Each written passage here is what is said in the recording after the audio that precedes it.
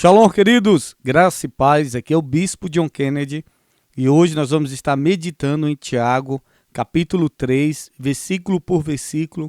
Fique conosco até o final, eu creio que Deus irá falar tremendamente ao seu coração e você vai ter o entendimento da palavra de Deus. Tiago, capítulo 3, o verso 1, vai nos dizer o seguinte: Meus irmãos, somente poucos de vocês deveriam se tornar mestres na igreja, pois vocês sabem que nós, os que ensinamos, seremos julgados com mais rigor do que os outros. Aqui no capítulo 3, o verso 1, Tiago vai iniciar esse capítulo fazendo aqui um aviso para aqueles irmãos que desejam se tornar mestres na igreja, que desejam ensinar a palavra de Deus. Ele reconhece a importância do ensino, mas ele está dizendo que aqueles que querem se tornar mestres serão julgados com mais rigor do que os outros. É isso mesmo.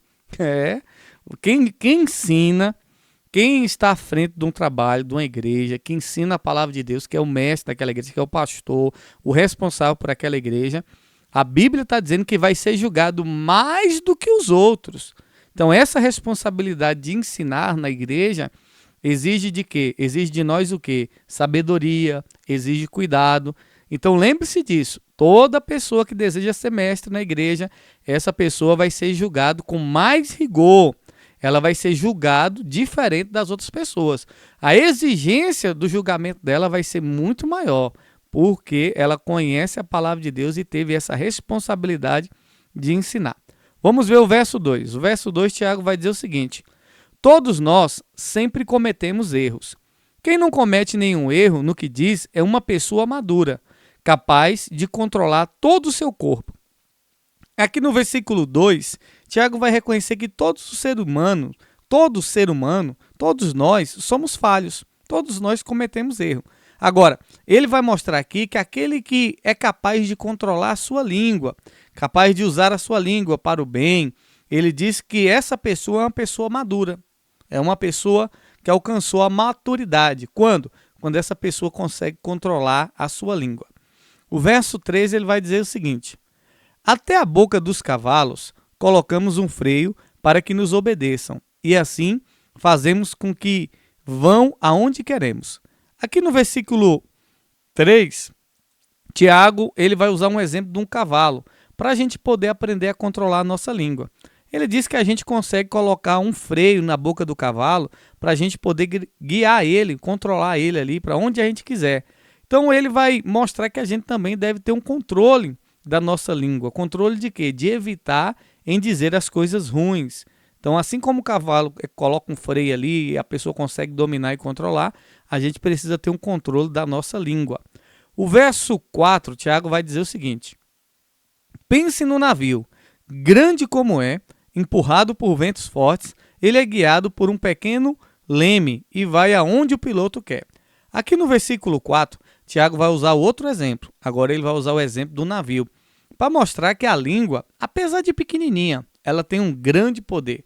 Ele vai mostrar que apesar que o leme do navio ali é pequeno, ele consegue controlar o navio, né? Quem empurra é o vento, o navio é grande, mas o que decide para onde é que vai o navio é o leme, qual lado ir.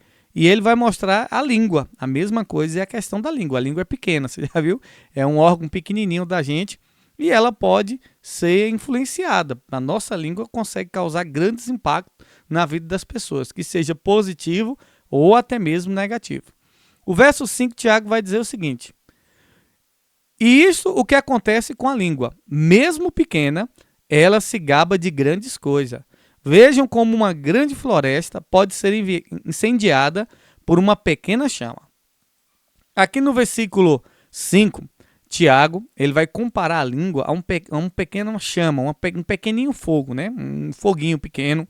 E ele vai dizer que esse fogo pequeno, como um palito de fósforo ali, uma bituca de cigarro que a gente vê muito, né?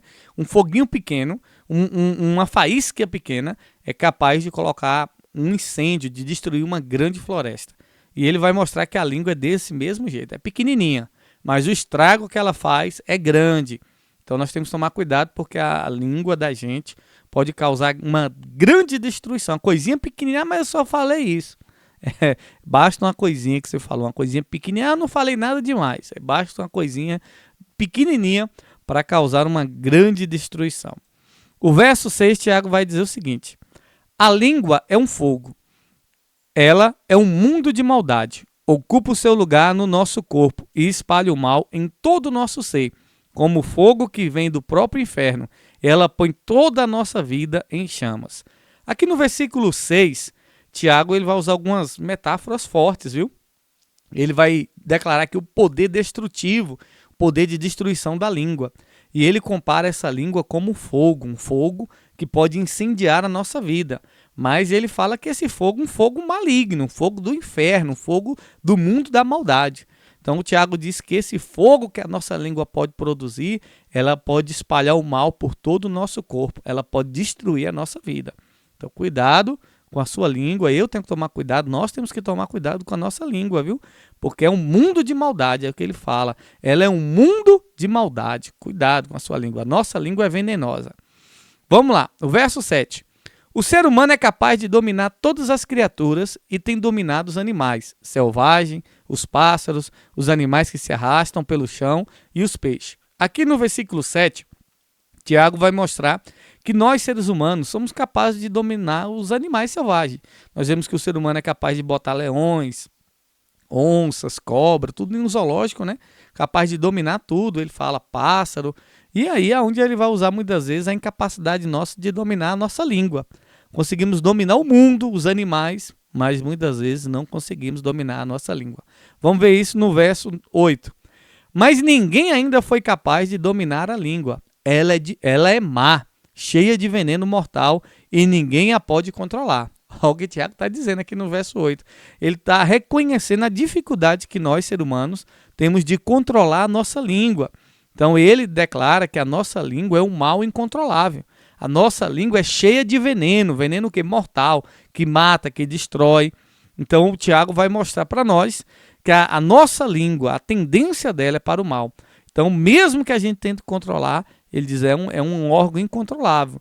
Mas imagine aí, se você que tenta controlar a sua língua, tem hora que já fala o que não deve, e se você não controlasse ela, aí que ela destruiria tudo, acabava o mundo, né? Se a pessoa não controlar a língua, não buscar controlar a língua, aí que a destruição vem mais rápida ainda. Verso 9. Usamos a língua tanto para agradecer ao Senhor e Pai, como para amaldiçoar as pessoas que foram criadas parecidas com Deus. Meu Deus, isso é forte demais. Tiago aqui vai mostrar a ironia de nós usarmos a nossa língua para louvar a Deus e para amaldiçoar as pessoas que foram criadas à imagem e semelhança de Deus. Então ele está mostrando uma inconstância aí, né? Então ele está mostrando um pecado envolvido nesse comportamento. A pessoa está adorando a Deus, glória a Deus, aleluia, mas amaldiçoando seu irmão, querendo que seu irmão morra e tantas outras coisas, que a língua nossa é venenosa, é perigosa e capaz de destruir a vida das pessoas. Então tem uma inconstância aí, nisso aí, está errado. Você louva a Deus, eu louvo a Deus, daqui a pouco eu estou amaldiçoando meu irmão, sabe? Meu Deus, está repreendido. Nós temos que controlar essa língua aí o mais rápido possível. Vamos lá. Verso 10. Da mesma boca saem palavras tanto de agradecimento como de maldição. Meus irmãos, isso não deve ser assim. Então, Tiago está dizendo aqui, no verso 10, que da mesma boca dos irmãos ali, que estavam na igreja, adorando a Deus, saía palavra de bênção, mas também saía palavra de maldição. Está errado. Não pode ser assim. A sua boca não pode ficar falando mal das pessoas, a sua língua não pode ser usada para produzir o mal, não, para fazer fofoca, disse-me disse. Não, tá errado. Tiago disse, tá errado. Tá errado. Não deve ser assim, não. Fala coisa boa e fala coisa ruim? Não, tá errado. Vamos ver o verso 11. Por acaso, pode a mesma fonte jorrar água doce e água amarga? E ele está fazendo essa comparação aqui da fonte com a nossa vida. Então ele está dizendo, será que a nossa língua, né, que fala bem e fala mal, que abençoa e amaldiçoa, será que de uma fonte de água sai água doce e também sai água amarga ao mesmo tempo? Não sai, meu irmão. A fonte de água doce só sai água doce. A fonte de água amarga só sai água amarga. Então tá errado. Uma fonte que sai dois tipos de água, água doce e água amarga. Uma boca que abençoa e que amaldiçoa. Tá errado. O Tiago está mostrando essa incoerência aí. Verso 12. Meus irmãos, Por acaso pode uma figueira dar azeitona ou um pé de uva dar figo? Assim também uma fonte de água salgada não pode dar água doce. É o que a gente falou aqui. Aqui no verso 12 ele continua usando aqui as comparações simples da vida. Como uma figueira, ele diz que a figueira não pode produzir azeitona e nem a videira pode produzir figo, um pé de uva, né? Então ele vai dizer que da água, a fonte de água doce não sai água amarga. Vai mostrar a inconstância muitas vezes das nossas palavras. Muitas vezes a gente fala coisas que agradam a Deus e daqui a pouco está falando coisas que desagradam a Deus. Não tem como, tem alguma coisa errada aí. Está errado, Tiago está falando para os irmãos, se conserte. Vamos lá. Verso 13. Existe entre vocês alguém que seja sábio e inteligente? Pois então, que prove isso pelo seu bom comportamento e pelas suas ações, praticada com humildade e sabedoria. Aqui no versículo 13, Tiago vai desafiar os irmãos e serve para a gente mostrar a nossa sabedoria. Como? A nossa sabedoria através das nossas ações, praticando obras de humildade. Essa é a verdadeira sabedoria. Pessoas humildes, pessoas que mostram as nossas ações, que ajudam o próximo, que não fique só em palavras. Ah, por que não? Tem que ter ação. Tiago vai dizer que tem que mostrar isso em ações, tem que ser praticado com obras de humildade e sabedoria. O verso 14. Mas se no coração de vocês existe inveja, amargura e egoísmo, então não mintam contra a verdade, gabando-se de serem sábios. Que Tiago, no verso 14, ele vai trazer um alerta. Por quê? Eles diziam que eram sábios, os irmãos ali, mas dentro do coração, como nos dias de hoje, tem gente, eu sou um homem de Deus, uma mulher de Deus, mas dentro do coração tem o quê? Inveja, amargura, egoísmo, sabe? Então o Tiago está dizendo, não fica dizendo que você é sábio não, que você é homem de Deus, que você é mulher de Deus, fica dizendo que você é uma pessoa sábia não, isso está errado, cheio de sentimentos contrários ao propósito de Deus, sentimento negativo, você está mentindo para a verdade, você está mentindo para Deus. Vamos para o verso 15. Essa espécie de sabedoria não vem do céu. Ela é deste mundo, é da nossa natureza humana e é diabólica. Olha o que o Tiago está dizendo. Então, ele vai mostrar que tem gente que diz que é sábio e por isso aquilo outro, mas o coração cheio de sentimentos negativos.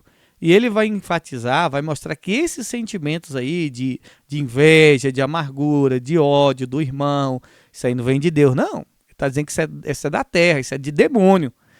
Isso aí vai contra a sabedoria de Deus. É o que o Tiago está dizendo. Isso aí é da nossa natureza humana e isso é diabólico, isso é do diabo. Tira todo esse sentimento do seu coração de ódio, de mágoa, de ira, de inveja, de egoísmo. Tira tudo isso do seu coração. Isso não vem de Deus. Verso 16 ele vai dizer o seguinte: pois onde há inveja e egoísmo, há também confusão e todo tipo de coisas más. Então, onde tem o quê? Inveja. Já viu? Onde tem inveja, egoísmo, uma pessoa egoísta. O Tiago está dizendo, há todo tipo de confusão. É isso aí, há todo tipo de coisa má. Porque uma coisa vai puxando a outra. A inveja puxa outro mal, o egoísmo puxa outro mal. E aí é uma coisa puxando a outra, um mal puxando o outro. É onde o Tiago diz, há todo tipo de coisa má que você pensar, vai ter nesse meio aí, onde tem esses sentimentos. Verso 17, ele diz assim: a sabedoria que vem do céu e é antes de tudo pura e também pacífica, bondosa e amigável. Ela é cheia de misericórdia, produz uma colheita de boas ações, não trata os outros pela sua aparência e é livre de fingimento. Aqui no versículo 17, Tiago vai mostrar aqui o contraste entre a sabedoria dessa terra com a sabedoria que vem de Deus. Ele vai dizer que a sabedoria que vem de Deus, ela é o quê? Ela é pura, pacífica, ela é amável, ela é compreensiva, é cheia de misericórdia, cheia de bons frutos. Então vai mostrar que ela não é uma sabedoria que julga pela aparência, não trata os outros pela aparência, não é de fingimento, que tem gente que é fingido, falso, descarado, perdoe, porque tem gente que é assim mesmo. Na frente da gente é uma coisa, mas por trás é outra. Acaba, fala mal, denigre. Você já passou por isso? Eu já. Pessoas na minha frente eram uma coisa, e por trás, meu Deus, descia a língua cheia de fingimento. Isso aí não é sabedoria de Deus, não, viu? Fingida, a pessoa fingida, falsa, isso não é sabedoria de Deus, não. Você na frente da pessoa é um e por trás é outro. O Tiago está dizendo, isso aí é da terra, isso aí não é de Deus, não. Porque a sabedoria de Deus é pura, é sincera, é cheia de boas intenções, cheia de amor, de misericórdia. Ainda que seu irmão esteja errado, você vai chegar para ele e dizer, ô meu irmão, que você está fazendo é errado, eu quero lhe ajudar, eu quero que você conserte, eu quero que você se arrependa do que você está fazendo, não na frente uma coisa e por trás outra. E para finalizar, o verso 18 vai dizer o seguinte: pois a bondade é a colheita produzida pelas sementes que foram plantadas, pelos que trabalham em favor da paz. Aqui no verso 18, Tiago vai concluir com um provérbio, né? Provérbio resumindo aqui a sua mensagem central. Ele vai afirmar que aqueles que semeiam a paz, como? Através da sabedoria, do amor, essas pessoas vão colher um fruto de justiça. Então a paz e a justiça são frutos da sabedoria. Então você precisa entender isso. A paz e a justiça são frutos da sabedoria de Deus. E essa sabedoria de Deus vai gerar o quê? Um ambiente de harmonia, de bem-estar, de paz. Então, aonde há confusão, divisão, briga, contenda, inveja, fofoca, meu Deus, isso aí não tem sabedoria de Deus, não. A sabedoria de Deus traz unidade, traz conserto, traz paz, traz pureza. E nesse capítulo aqui, 3 de Tiago, nós vimos aqui que nós precisamos controlar a nossa língua. Cuidado, a sua língua, a minha língua é mortal, é venenosa, é um poço de maldade. Cuidado que ela pode trazer destruição. Que nós venhamos usar a nossa língua para poder fazer o que é certo, o que é bom, a palavra de Deus, compartilhar da palavra de Deus, falar das coisas boas e não falar da vida das pessoas e não condenar as pessoas, mas clamar a Deus por misericórdia. E você que busca ensinar a ser mestre, você vai ser julgado com mais rigor do que as outras pessoas, tá bom? Se for necessário, releia mais uma vez, medite. Eu espero que você tenha entendido e que Deus possa falar ao seu coração através dessa palavra.